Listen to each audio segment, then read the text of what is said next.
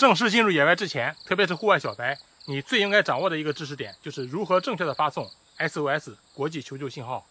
除了自己预先可以向外界传达求救信息之外，感知到别人的求救信号之后，也能迅速的施以援手。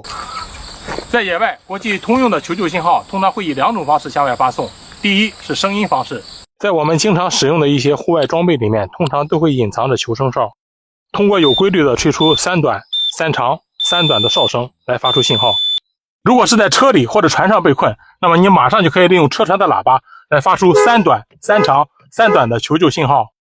在夜间发送信号通常会以灯光的形式，除了车灯和船灯之外，现在很多的头灯和手电筒都可以自动发送 SOS 求救信号。没有自动发送功能，你可以用手掌有规律的遮挡住灯光，打出3短、3长、3短的国际求救信号，甚至用手机上的灯光也能完成这个操作。那么这个知识点你掌握了没有？